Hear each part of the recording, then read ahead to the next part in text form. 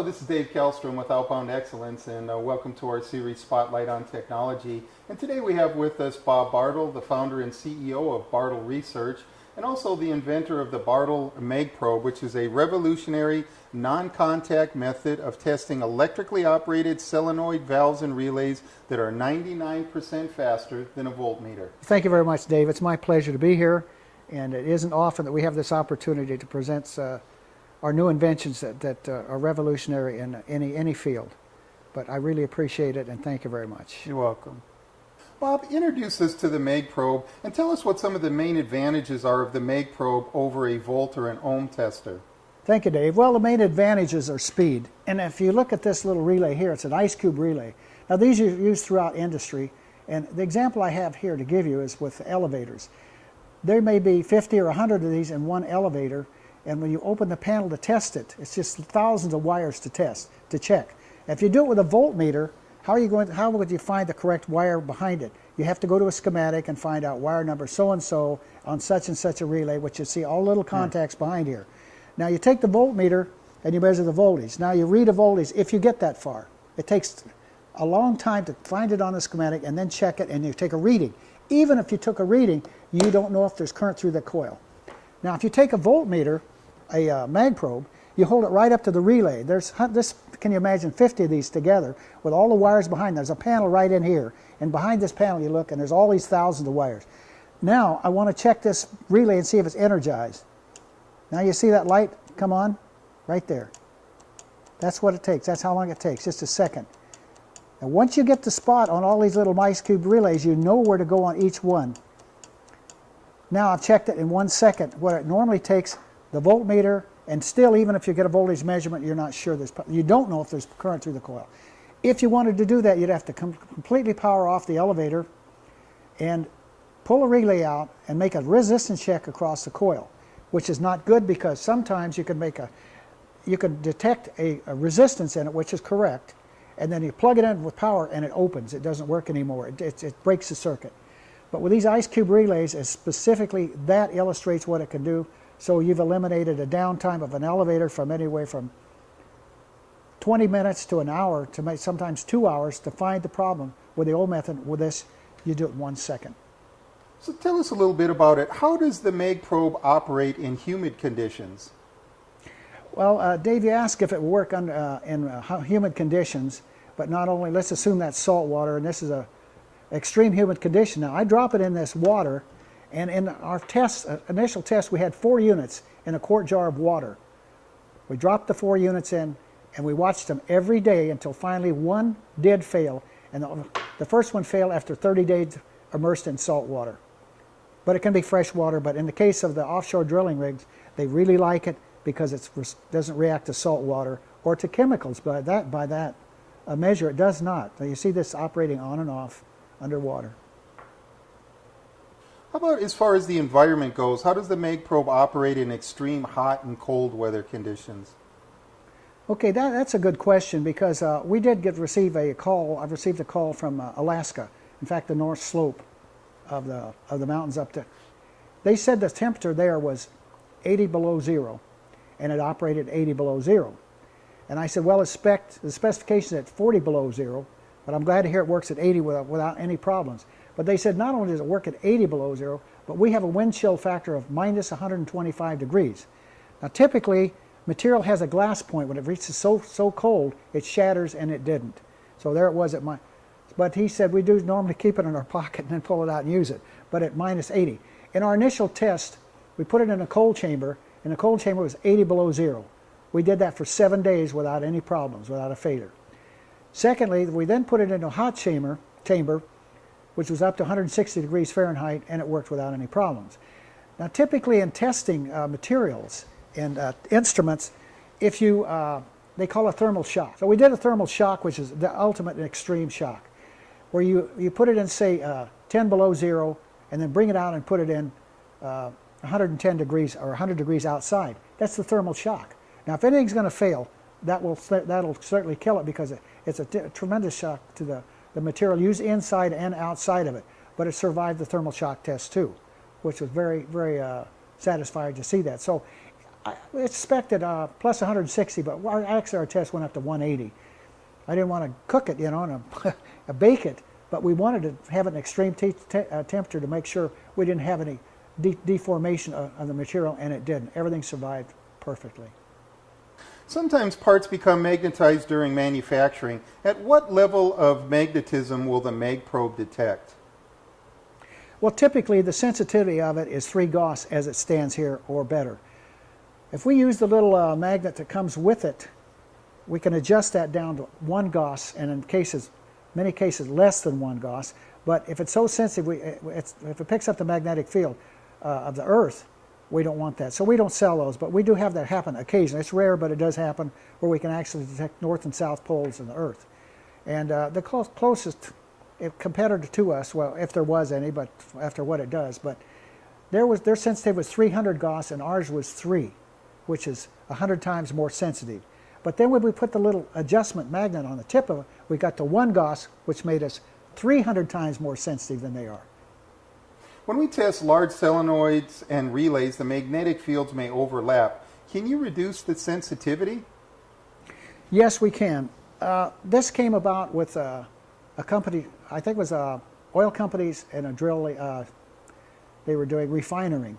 But they had in the refinery these very large valves, very huge, and they generate large magnetic fields. Well, they do interfere with each other sometimes. They overlap. Now, if we tested one, how are we sure we didn't test the one next to it when we picked up the magnetic field? There's 2 ways you can do that. You can move from one to the other and you see it go out and then on again for the next one. You can do it this way, or in this case, the customer said, look, this reduces the sensitivity of the mag probe to prevent it from turning on when you're not using it. And it also prevents damage if you drop it because it bounces. So since this will decrease, there's a magnetic shield, it decreases the magnetic field when you apply it to it. Now we've decreased the magnetic field and we don't use it, we're out here. You see that? It becomes out here to down here. There it is. And he said that worked. It eliminated the overlapping magnetic field. And that's really essential because you have that lithium battery. You don't want to turn it on when you're not using it. But it's clears about it in the instructions to not insert it into the tube with the magnet down. You put the red cap here in the tube and it won't turn on. But that's clearly illustrated in the instructions. How can I see the LED if I work outside in bright sunlight?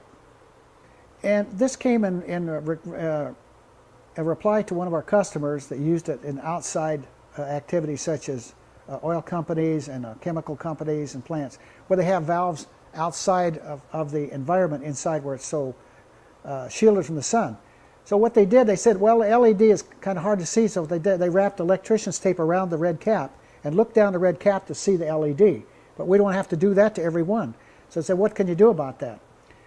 So I said, well, we'll just develop something that shield it from the sun, yet we can see the LED. So every one is equipped with this black tube. And the black tube is very simple. You take it out of the box, slides right over the red cap, put it down the magnetic field. Now we can see it. We can look down the tube when we're shielded from the sun. We can see the LED as no problem. Very nice. That solved that problem. How can I make sure that the mag probe's working before I troubleshoot? Well, not only does this little magnet increase the sensitivity, and also, by the way, it will identify north and south poles when using it, according to the instructions. But if you're using it, the main problem technicians have, if the light doesn't turn on, let's say we hold up to test this, and the light doesn't turn on, how do we know this works? Well, we go to the little magnet that comes with each one, and it's in the tip of the tube, and we can self-test it like this, real quick, go back, test that, now we know it works. Because anything can all of a sudden fail a battery or destruct, through physical damage. But with this way, you're sure it works. That is one of the major problems with any test instrument. If you don't read a voltage on a voltmeter, do you know the voltmeter works? Well, that's hard to test unless you check a voltage with it. But with this, you can check it every single time if you want to. And since these last for 5,000 5-second tests, which is in many cases 3 to 5 years, it's definitely worth it. Every self-test, we self-test every one at least 5 times during manufacture to make sure there's no defects. What powers the mag probe? The mag probe uses a lithium battery. The reason for lithium is its long shelf life of only losing 5% of its capability after 10 years on the shelf. But importantly also is an alkaline battery discharge at a long slope. When it crosses the discharge time, it may